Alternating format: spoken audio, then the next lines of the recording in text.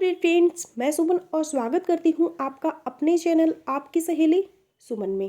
Friends, आज के इस वीडियो में हम जानने वाले हैं प्रेगनेंसी रुकने पर यानी कि इम्प्लांटेशन होने पर आपको कब दर्द होता है, कहाँ पर दर्द होता है और ये दर्द कैसा महसूस होता है। क्योंकि इम्प्लांटेशन क्रैम्प्स प्रेगनेंसी रुकने का सबसे शुरुआती लक्षण कहा जाता है। तो अगर आप पहले कभी प्रेग्नेंट हुए हैं या फिर प्रेग्नेंट होने की कोशिश की है तो आपने इम्प्लांटेशन क्रैम्प्स के बारे में सुना होगा। लेकिन क्या आप ये जानते हैं कि ये क्रैम्प्स कब होते हैं, कैसे महसूस होते हैं? क्या इम्प्लांटेशन क्रैम्प्स पीरियड्स क्रैम्प्स जैसे महसूस होते हैं? क्या सभी को इम्प्लांटेशन क्रैम्प्स होते हैं? और इम्प्लांटेशन क्रैम्प्स के लक्षण है वो क्या है?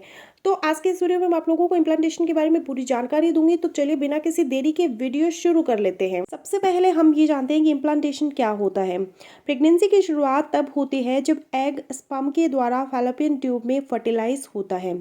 फर्टिलाइज होने के बाद कोशिकाएं विभाजित होती है और वृद्धि करना शुरू करती हैं और जाइगोट या फर्टिलाइज एग यूट्रस में आ जाता है और मोरुला बन जाता है। इसके बाद मोरुला ब्लास्टोसिस्ट बनता है और वह यूटेरस की लाइनिंग में इम्प्लांट हो जाता है। इस प्रोसेस को इम्प्लांटेशन कहा जाता है।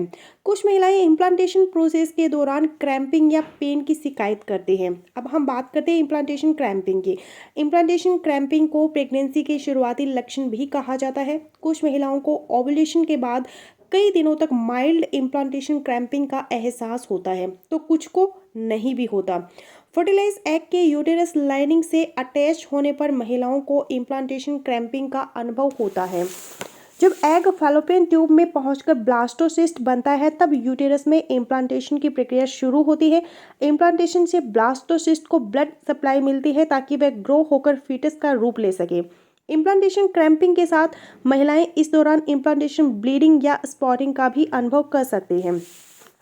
ऐसा गर्भधारण के 6 से 10 दिन के बाद पीरियड की सामान्य अवधि के आसपास होता है। इम्प्लांटेशन ब्लीडिंग रेगुलर पीरियड की तुलना में हल्की होती है। इम्प्लांटेशन क्रैम्प्स कब होते हैं? तो सभी की मेंस्ट्रुअल साइकिल अलग अलग होती है और फर्टिलाइज एग 6 से 10 दिन के ओवुलेशन के बाद यूटेरस में इम्प्लांट होता है।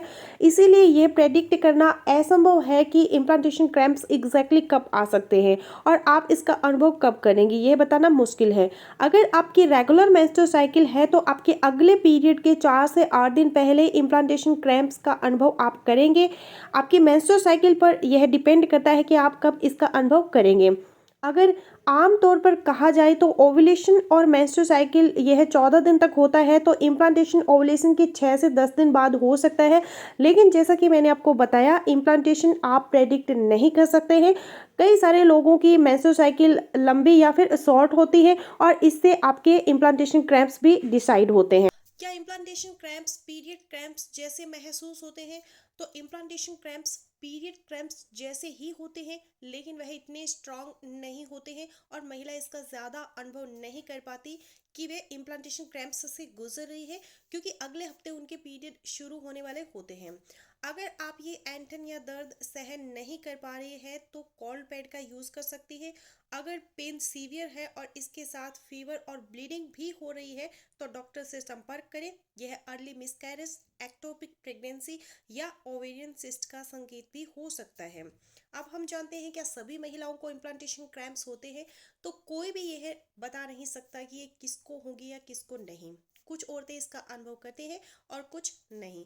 लेकिन अगर आप कंसीव करने की कोशिश कर रहे हैं तो इम्प्लांटेशन क्रैम्प्स आपको होंगे। साथ ही यह एक संकेत हो सकता है कि इस महीने आप प्रेग्नेंट होंगे।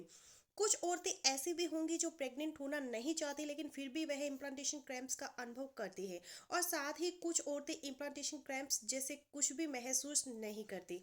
यह ज़रूरी नहीं कि सभी को इम्प्लांटेशन क्रैम्प्स हो और हर महिला के लिए यह दर्द अलग अलग होता है, इसलिए कुछ महिलाएं इसका अनुभव करती है और कुछ नहीं। अब हम जानते हैं कि इम्प्लांटेशन क्रैम्पिंग के दौरान आपको कैसा एहसास होता है। सेंसेशन का एहसास हर महिला में अलग हो सकता है लेकिन ज़्यादातर मामलों में इम्प्लांटेशन क्रैम्प्स हल्की ऐंठन की तरह महसूस होते हैं। कुछ महिलाएं हल्की चुभन और खिंचाव का अनुभव कर सकती हैं। आमतौर पर सेंसेशन पीठ के निचले हिस्से, लोअर एब्डोमेन और पेल्विक एरिया में महसूस हो सकते हैं।